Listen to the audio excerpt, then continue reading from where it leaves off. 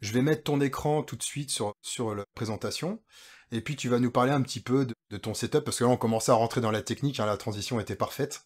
Donc tu vas nous parler, bah, peut-être un petit peu présenter rapidement ton setup, comment tu travailles. Voilà, ça peut être intéressant pour tout le monde. Alors, un écran avec beaucoup de chiffres, l'écran grisé, je suis désolé, j'ai pas d'outil pour faire le pointeur, qui est un chart en général 1 minute, que des fois je passe en tic, j'aime bien les charts en tic. Mhm. Et ça, c'est pas du tout, alors c'est le plus gros chart à l'écran, mais c'est pas du tout un chart d'analyse, c'est mon chart d'entrée. D'accord. Mon chart principal, en fait, et que j'hésiterai pas souvent à dézoomer, c'est le 5 minutes, en fait. Ouais. C'est sur le 5 minutes que je vais chercher une zone en me disant, bah tiens, là, je suis intéressé. Et bien qu'il soit plus petit, du coup, c'est probablement le chart que je regarde le plus. D'accord. Et le chart 30 minutes qui me donne un contexte, un niveau un peu plus élevé, où on voit des zones, etc. Footprint à droite, que je mets soit en minutes, soit en range, ça dépend un peu de la journée. Ok. Et le chart qui semble être le plus gros et qui du coup est pas vraiment le chart principal, c'est mon chart d'entrée en fait, qui a beaucoup de chiffres et beaucoup de choses dessus. Il y en a eu plus par le passé, j'essaie un peu de me limiter.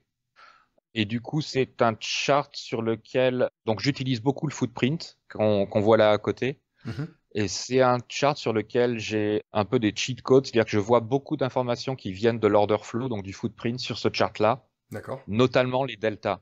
Donc je ne sais pas si on les voit parce que j'ai un grand écran, mais il y a des chiffres. Là, on voit un -97, Ah là, on si, on voit voit un très bien. On le voit très 345. bien. Ça, en fait, c'est un outil qui calcule le delta. Alors, le delta, on peut avoir l'habitude de le voir sur des bougies. Tu vois, le delta d'une bougie, c'est ici, c'est -65, -32, etc. Mhm. Et cet outil, en fait, calcule le delta de mouvement. D'accord. C'est-à-dire que le -97, c'est le delta qu'il y a eu bah, entre le dernier delta calculé. Là, on a monté un tout petit peu, on s'est mis à redescendre. Moi, je vais définir dans l'outil à partir de quel moment j'estime que c'est pas un pullback, mais que c'est reversal. Et D'accord. donc, le -97 qu'on voit ici, c'est le delta de ce mouvement-là. Après, le 345 qu'on voit en haut, c'est le delta du mouvement. Et j'utilise beaucoup ça pour chercher des anomalies. Par exemple, là, il y en avait une, c'est-à-dire qu'on a fait un pullback. Donc, on a fait deux bougies vertes, mais le delta est négatif. D'accord. Ça veut dire que le prix, alors après, c'est les interactions entre le carnet, etc. C'est un peu compliqué d'expliquer comment on peut voir des bougies vertes et un delta négatif. Avec en plus une petite boule là qui me dit qu'il y a une pression de delta. Et ça, c'est typiquement un short que j'aurais pris en fait. D'accord. Bah, c'est des divergences en fait. Tu joues les anomalies, les divergences entre les différents signaux de volume, de prix, Exactement, etc. Ouais, ouais. on va dire plutôt anomalie parce que divergence, on va peut-être le garder pour les vraies divergences. Donc là, j'en ai d'ailleurs, c'est ces petits traits orange là qui me fait des divergences RSI. Mhm. Voilà, mais c'est une anomalie bon, je vais pas essayer tout de suite de la chercher dans le footprint, mais on devrait voir quelque chose d'assez similaire dans le footprint. Et j'utilise aussi ces lignes vertes et rouges. Alors ça, c'est un indicateur que je comprends à peu près ce qu'il fait, mais pas à 100%. Et en fait, c'est assez spécial.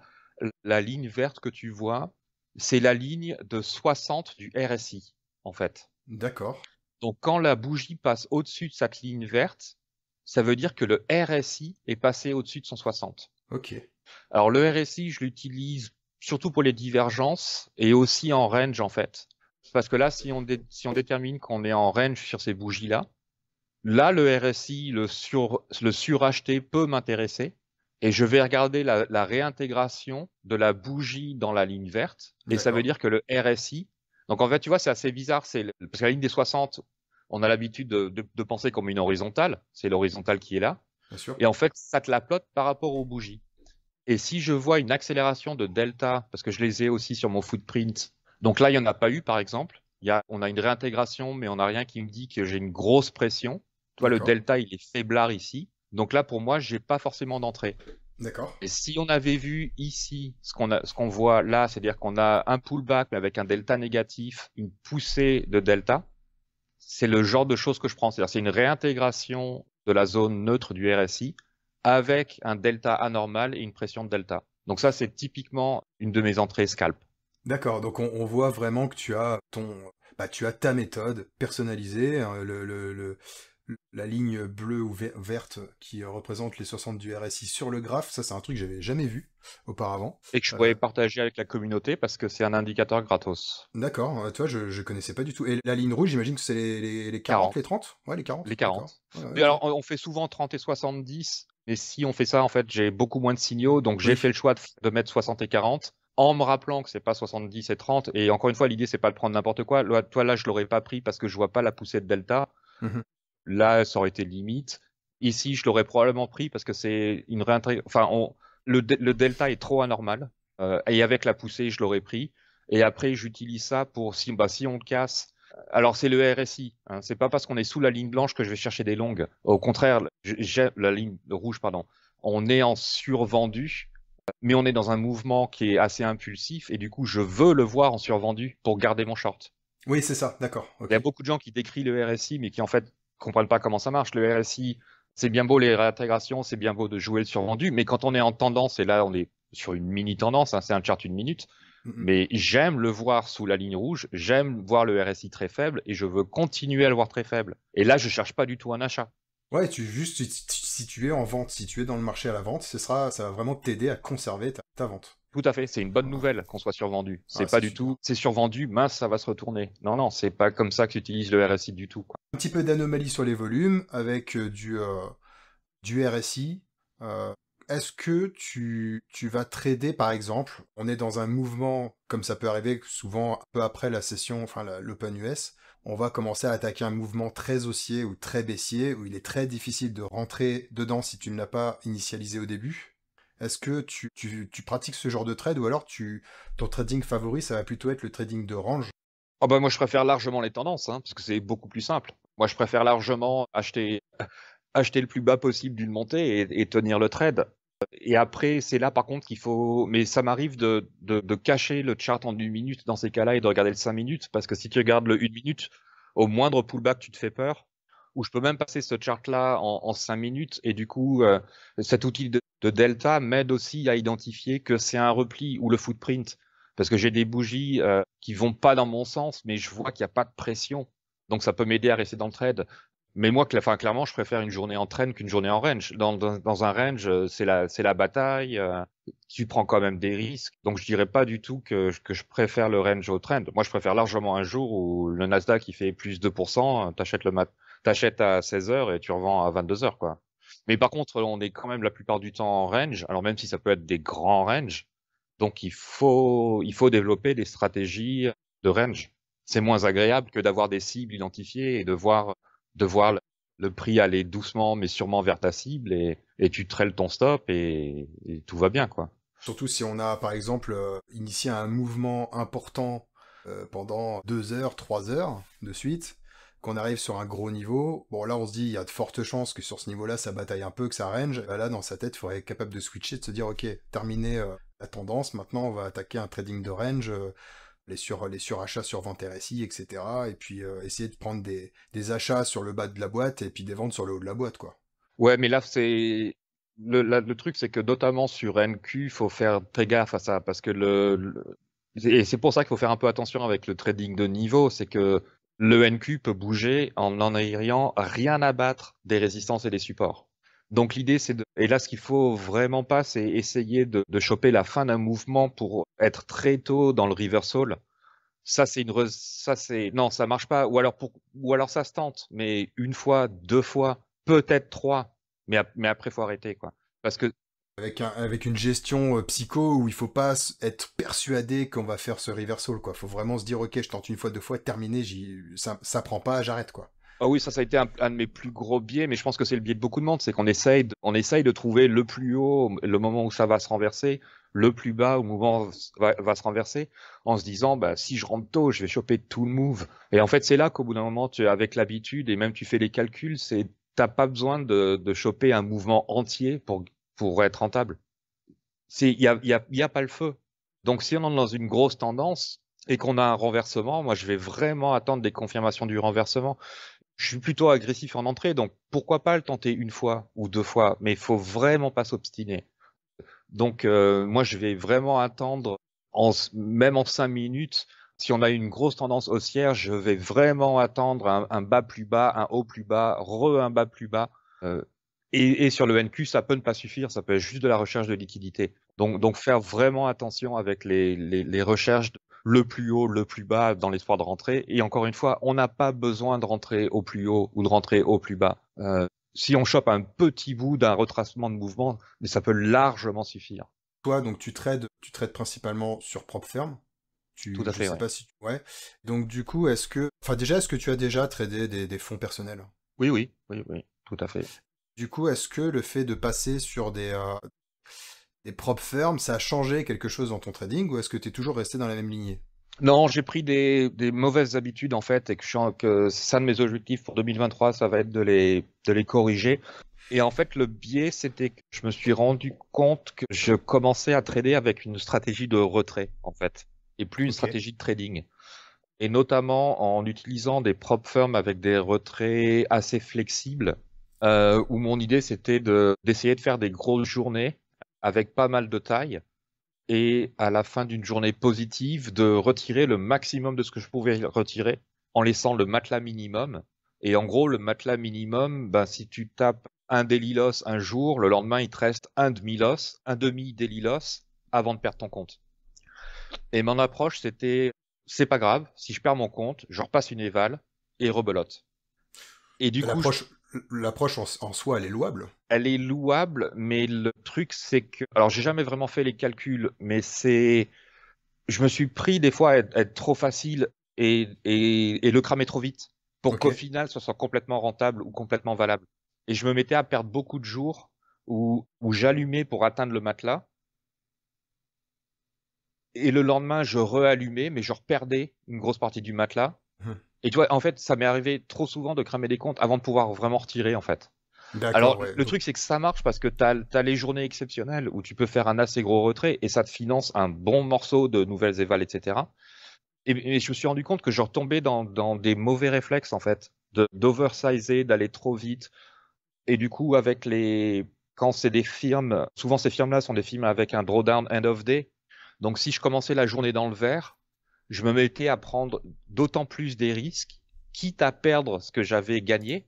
Mais ça me mettait pas en danger par rapport au daily loss ou au drawdown. Mhm.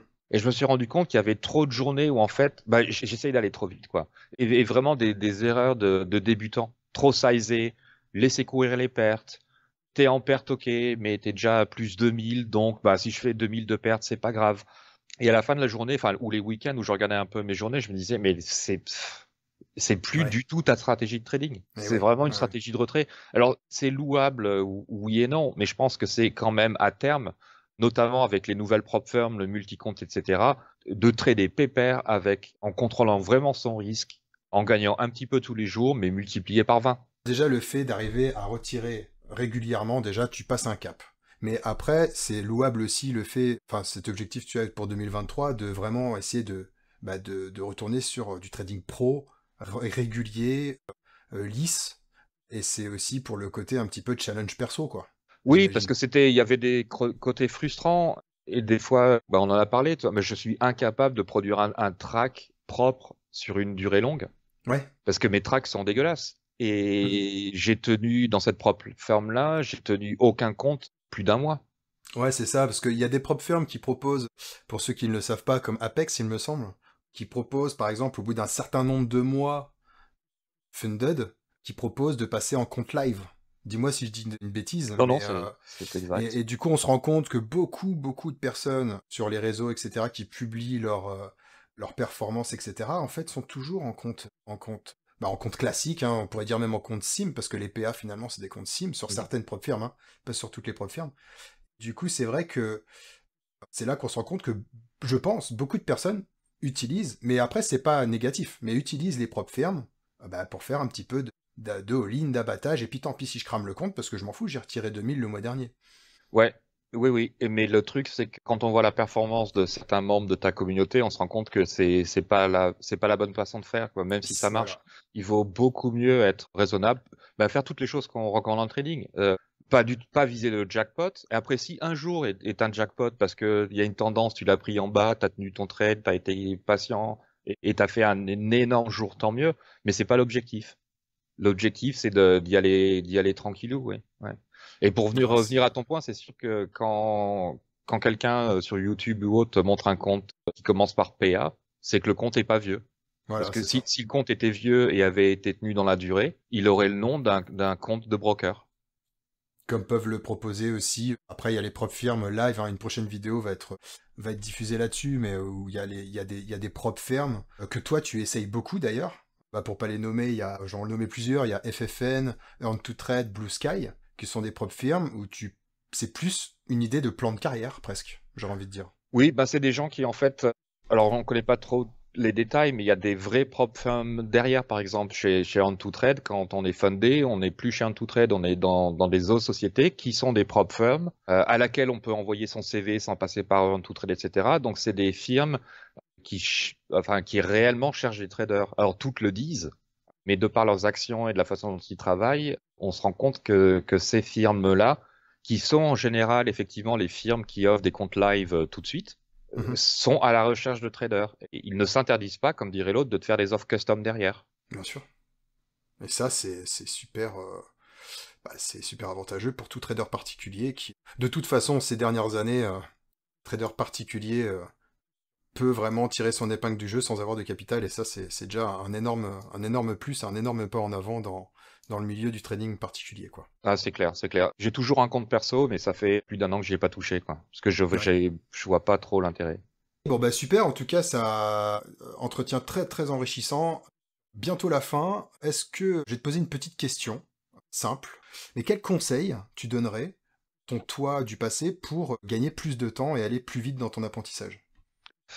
Trouver des mentors. Ouais.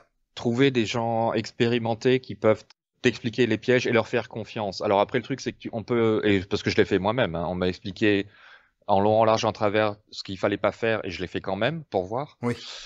Oui, non, c'est s'entourer de gens. Je crois pas du tout. Enfin, il y a peut-être des gens qui y arrivent, mais au côté autodidacte, tout seul sur YouTube, non, non, il Ça faut. marche pas.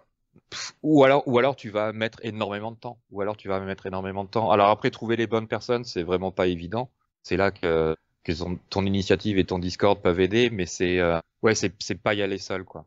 Et faire très Mhm. attention au niveau des personnes avec qui tu t'entoures. Alors quand tu commences, c'est pas évident forcément de reconnaître si tu es en train de parler à quelqu'un qui est vraiment fort ou pas. Mais oui, non, c'est de s'entourer de gens, en fait. Et puis peut-être aussi ne pas hésiter à aller au-delà de l'Atlantique, quoi. Alors De si voir ce qui se t'as, passe un petit peu là-bas. oui, clairement, si tu parles anglais, tu vas gagner d'autant plus de temps qu'il y a beaucoup plus de ressources disponibles.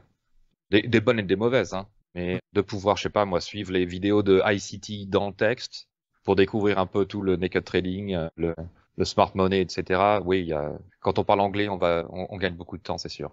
Eh ben écoute, pour clôturer cet entretien, on va faire un petit question-réponse rapide. Quels sont les 3 livres qui t'ont le plus marqué? Que ça peut tourner autour du trading ou de la psychologie qui est étroitement liée avec le trading. En numéro un, il y a Best Loser Wins. Le meilleur perdant gagne. C'est le bouquin du trader dont on a parlé plus tôt, Trader Tom, Mhm. Tom Hoogard. Et c'est là que il explique ce que j'expliquais, le côté rajouter à des gains, perdre très vite les pertes, ce qui différencie le 95% du 5%. Alors, c'est pas du tout un bouquin technique, au-delà peut-être de cette idée d'ajouter aux gains et de couper les pertes, mais c'est un bouquin entre psycho, gestion des émotions. C'est énormément de bons conseils et c'est un mec qui est vraiment bien aussi. Il a un YouTube où on le voit faire des journées de trading absolument hallucinantes. Donc voilà, Alors je sais pas s'il existe en français, ça je sais pas du tout. Mais Best Loser Wins. Bon, tu sais, maintenant, avec l'IA, Ouais. de trouver quelque chose en anglais, ça pose plus beaucoup de problèmes, hein. Euh, Sinon, bah, difficile de pas citer Mark Douglas, forcément. ouais, Trading in the Zone. Alors pareil, je sais pas le titre en français. trader dans la zone. Trading dans la zone, d'accord, ils se sont pas foulés. Pour le côté, ouais, bah, le côté émotion, discipline, etc. C'est la clé et c'est quelque chose que quelqu'un qui débute va pas forcément se rendre compte. C'est pas la technique le plus dur dans le trading. Après, trouver un système, ça peut être compliqué, mais il y a des systèmes assez basiques qui peuvent fonctionner et c'est pas ça qui est le plus compliqué à comprendre, toute la discipline. Et c'est là quelqu'un qui comprend vraiment le poker aura énormément d'avantages aussi. Et en troisième bouquin, Bah, un bouquin moins technique parce que peut-être plus pour l'anecdote, mais c'est Flash Crash. C'est D'accord, le c'est un book. roman, non? Ouais, c'est plus un. D'accord. Ah non, c'est pas un roman, c'est plus les. Non, non, c'est lié au crash. Alors c'était en quelle année? 2008? Non, non, pas Flash... 2008. Non, En, non, la c'est plus bulle tard que tech, il n'y ça. avait pas eu il y avait pas eu des flash cracks dans la bulle tech en 2000? Oui, non, non, mais c'est plus. Mais c'est le flash crash dont un trader anglais a été accusé d'être la source. Alors D'accord. le nom du trader c'est Navinder en fait. Alors c'est écrit par un journaliste et c'est pas du tout un roman, c'est plutôt il décrit le flash crash et il décrit un peu la façon dont ce trader tradait.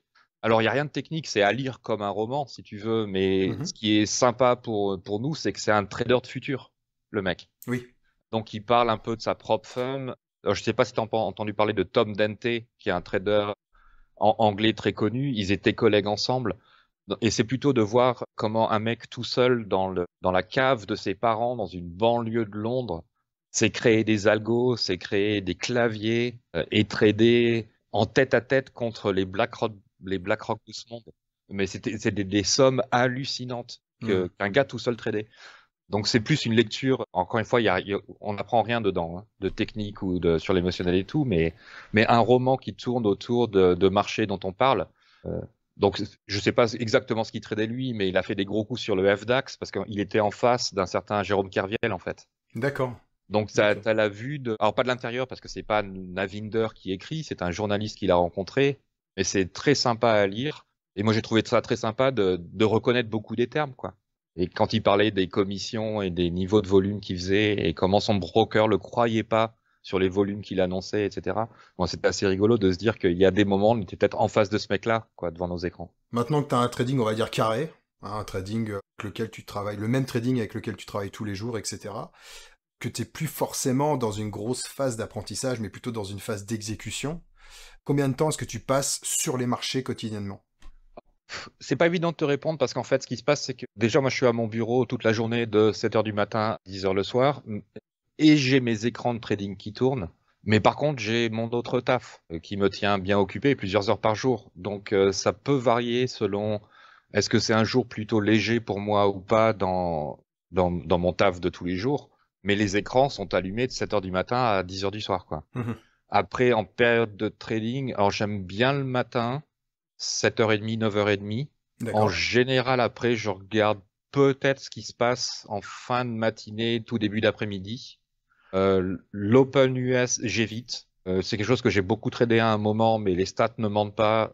Globalement, je suis rouge. Ouais. Donc, je trade plus l'Open ou alors mes tout petits en taille.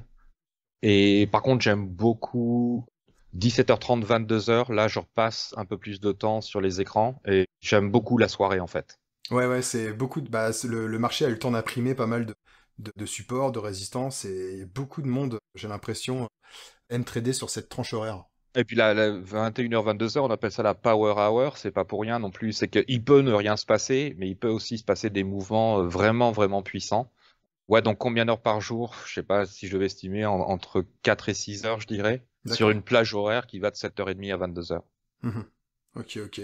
Et pour finir, quels sont les points, si tu en as, mais bon, on en a tous, hein, on est tous d'éternels apprentis, quels sont les points sur lesquels bah, pour 2023, donc on en a touché un petit mot tout à l'heure, mais tu aimerais vraiment arriver à passer le cap, à retravailler?